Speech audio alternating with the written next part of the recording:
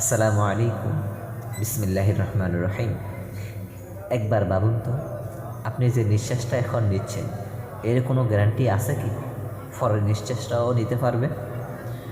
আমরা দুনিয়ার জন্য এত ব্যস্ত যেন এখানে চিরকাল থাকব। টাকা, নাম, সম্মান সব কিছুর পিছনে ছুটি, কিন্তু সেই দিনের কথা ভুলে যায় যেদিন কিছুই আমাদের কাজে আসবে না। সেই দিন না থাকবে টাকা, না থাকবে পরিচয়, না থাকবে মানুষ, থাকবে শুধু আপনার আমল।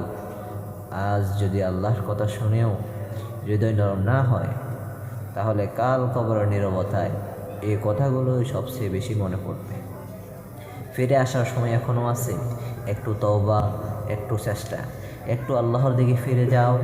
এটাই হতে পারে আপনার মুক্তির শুরু। এই কথাগুলো যদি আপনার হৃদয় স্পর্শ করে, একবার লাইক দিন। আর এমন আরও উপদেশ পেতে চ্যানেলটা সাবস্ক্রাইব করে রাখুন।